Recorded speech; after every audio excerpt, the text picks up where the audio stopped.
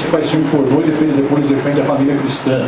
Vejam, o mundo é praticamente absurdo. Não preguem moralmente contra isso. Entendam por que isso existe. A resposta deu Engels. Porque toda sociedade da exploração se organiza mediante família. E se organiza mediante propriedade privada e Estado, dirá o Engels. Daqui a pouco eu vou dizer que existe um erro conceitual aqui. Mas antes de falar do erro, eu quero falar do acerto. Acerto de Engels. Em sociedades nas quais um explora o outro, todas essas sociedades começam a se organizar com uma certa ordem de enrijecimento moral, social, que é este embrião que nós chamamos família. Primeiro o meu, depois o seu. Meu filho, depois o seu filho. Cada um ame os seus filhos. Isto é muito típico de sociedades nas quais as coisas são de uns contra os outros. Quando não havia isso, diz Engels foi estudar Morgan e tantos outros antropólogos do século XIX, Bachofen, na Alemanha também, não só as sociedades indígenas ou autóctones dos Estados Unidos da América, originárias, mas foi estudar muitos exemplos no mundo. O próprio Engels começa a perceber, havia sociedades que antes de serem de modo de produção escravista, escravismo aqui é uma espécie de primeiro momento da organização da exploração de modo sistemático. Antes de chegarmos ao velho modo de produção escravista, em geral, o convívio social não era feito de modo familiar, era feito a partir de grupos mais amplos do que aquilo que nós chamamos odiernamente família. Então, intui Engels, nesse tempo primitivo havia uma espécie de comunismo primitivo. Dado que o grupo inteiro era um só e não tinha divisão por família, também não era de um contra o outro, aquele espaço, aquela riqueza, aquela comida, aquela casa, nada era de um contra o outro. Neste tempo o que tínhamos era uma espécie de comunismo primitivo. Bachofen, que tem ligação com o direito, inclusive, no século XIX, uma espécie de antropólogo jurídico avant-alerta no século XIX, Bachofen dizia, no passado, o que nós tivemos em sociedades primitivas, o homem da caverna, na pré-história, Bachofen diz, o que nós tivemos no passado é aquilo que se chamava o direito maternal. Direito materno, se queiram traduzir de outro modo. O que vinha a ser esse direito materno? Dizia Bachofen, e falavam os antropólogos do século XIX, as sociedades antes do escravismo eram sociedades organizadas a partir do elemento feminino. O direito era matriarcal, maternal, não era patriarcal. E o maternal aqui lembrava o último desta fantasia simbólica profunda, psicanalítica, lembrava o útero que fertiliza a terra, então se dizia mãe natureza. A organização do grupo, a organização do vínculo intersubjetivo se dava a partir de referências femininas. Modo de produção escravista e modo de produção feudal não tem propriedade privada. Quem tem propriedade privada é o capitalismo. Tal qual não tem mercadoria no mundo antigo, nem no mundo medieval, nem no mercantilismo. E olhem que a palavra mercadoria é a mesma que dá base ao mercantilismo. Mas como é que não tem mercadoria no mercantilismo? Sim, tem uma coisa que alguém comprou do outro em troca de 10 moedas. Isso tem no mundo antigo, no mundo medieval e até no mundo moderno. Aquilo que o Gianfranco Lagrassa, na Itália, chamava de mercadoria entre aspas. Essa mercadoria, entre aspas, era uma coisa que não vendeu para o outro. O que não tem em todos esses períodos é a forma social de mercadoria, ou seja, que todas as coisas do mundo só sejam intercambiadas valendo enquanto mercadoria. Isso só tem no capitalismo. Só tem como trabalho abstrato, porque o trabalho é a mercadoria principal.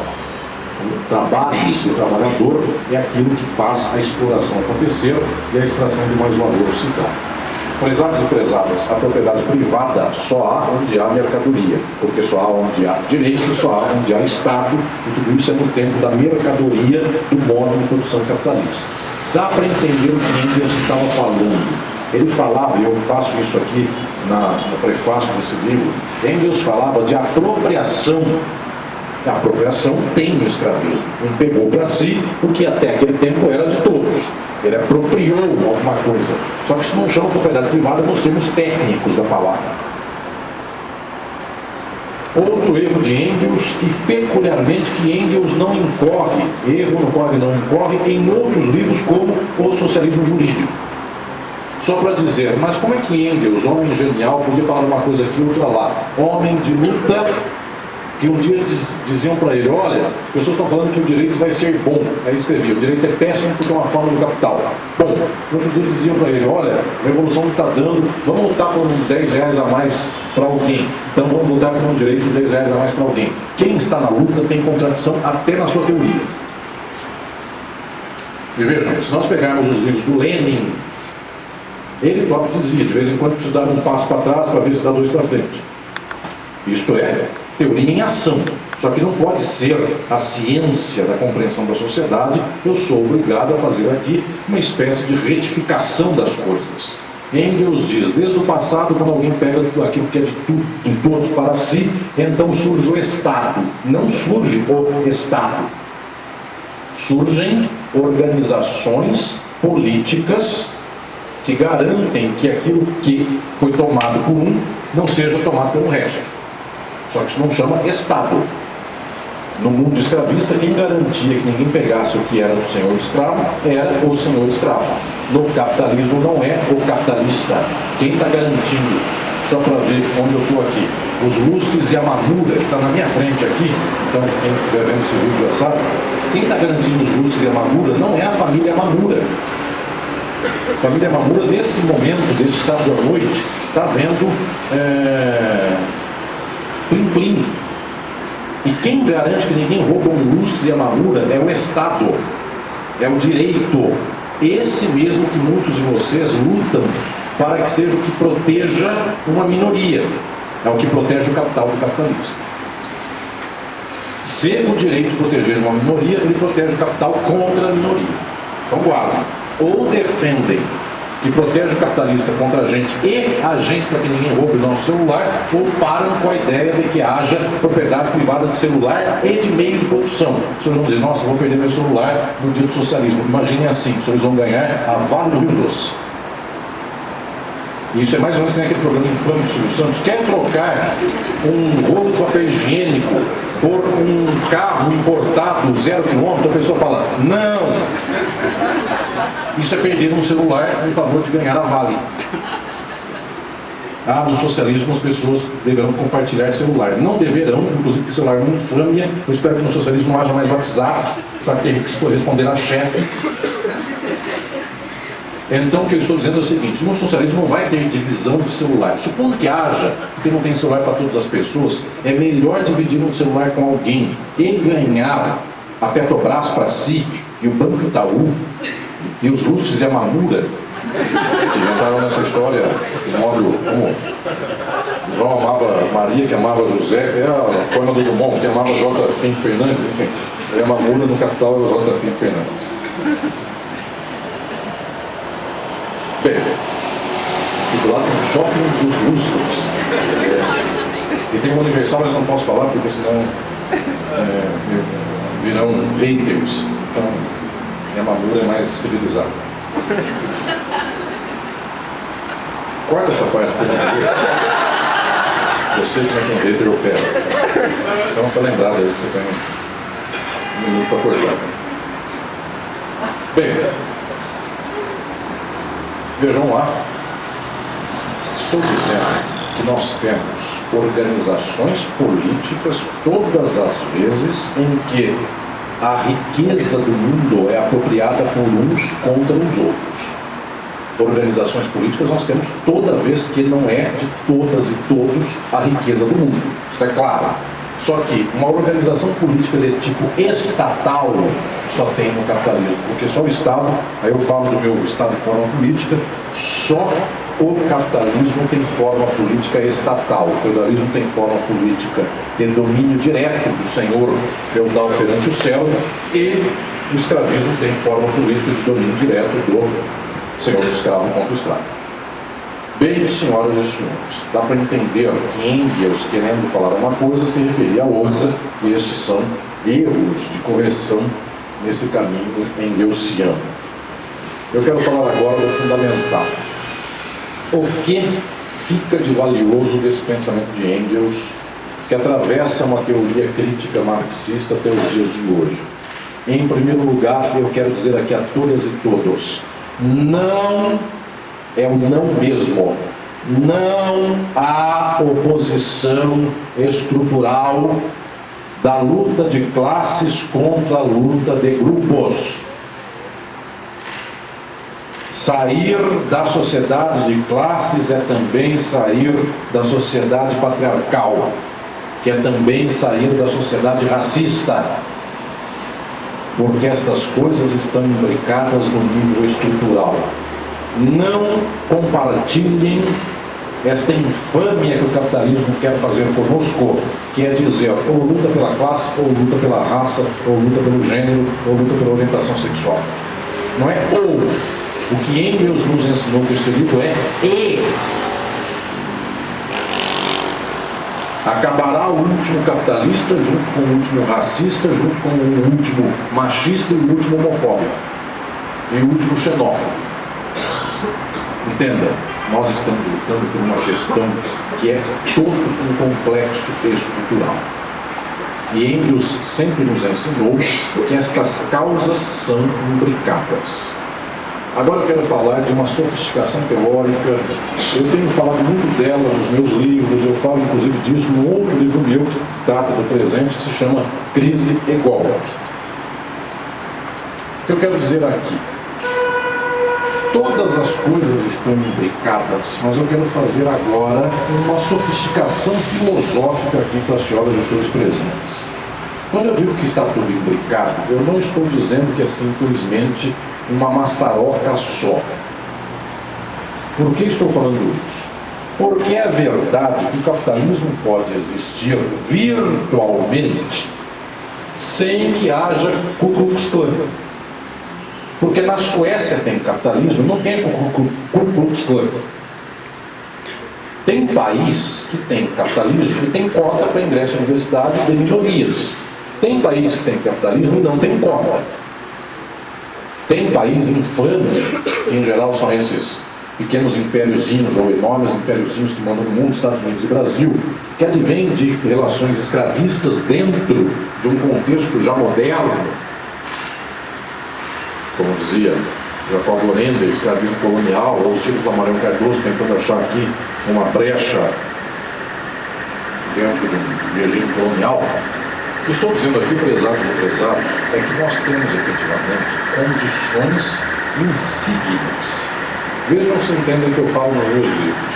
As formas sociais que são as mesmas gestam formações sociais específicas. O Brasil do século XXI é uma formação social, tem um arranjo social diferente daquele que é o da Suécia. Tem um arranjo social diferente do Brasil do século XIX, diferente do Brasil do tempo do varguismo.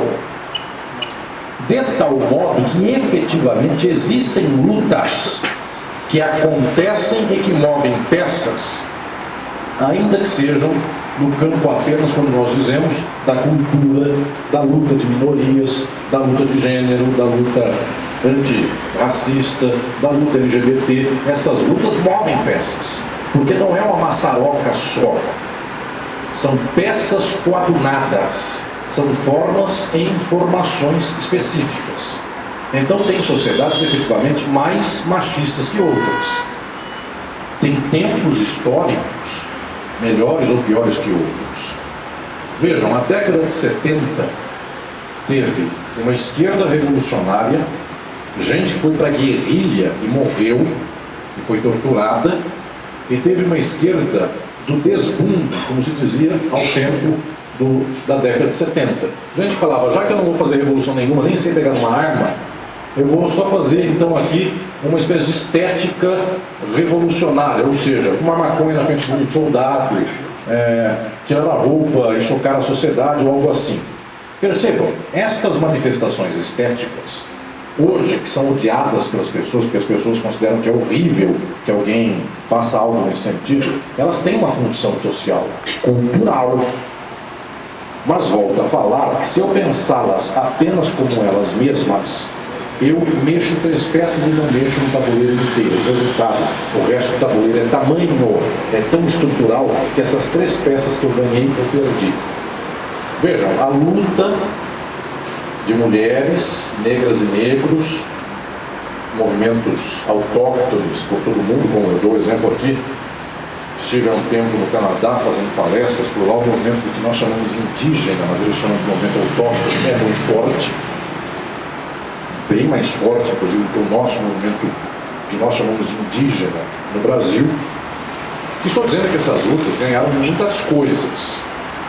Só que chega o Trump, chega o vampiro no Brasil, depois do vampiro chega este que aí está, que eu não tenho nome para dar, o inominável.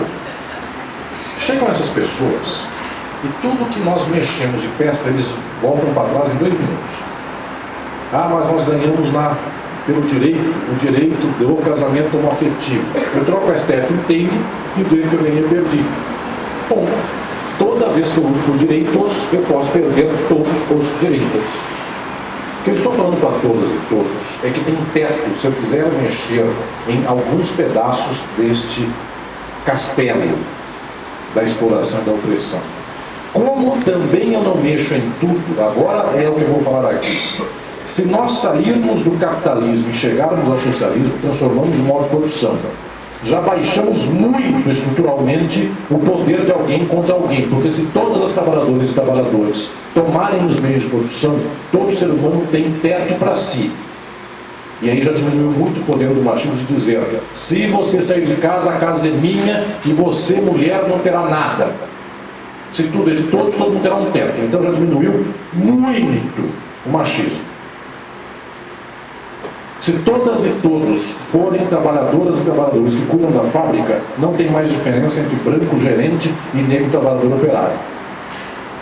Porque a fábrica tem que se organizar com todas e todos juntos. Aí os senhores vão dizer, e como é que é a universidade no dia do socialismo? Haverá cota para negra e negro na universidade?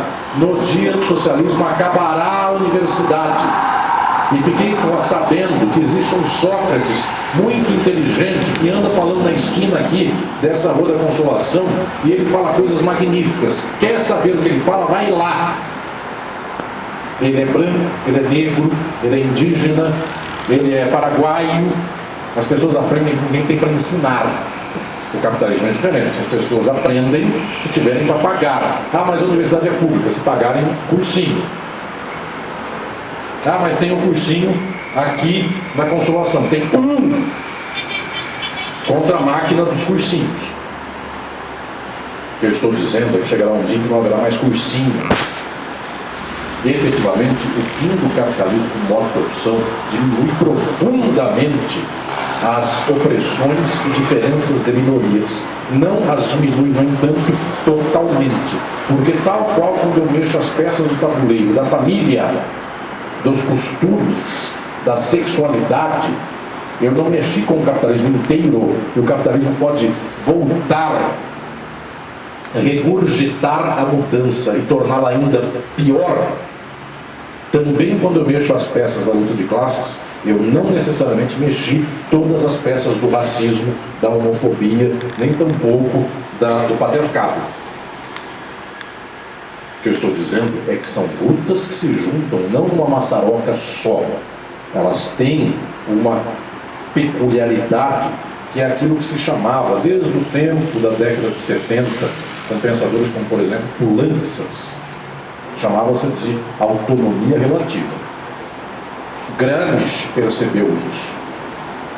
Existem níveis culturais, valorativos, que têm quase que uma vida própria.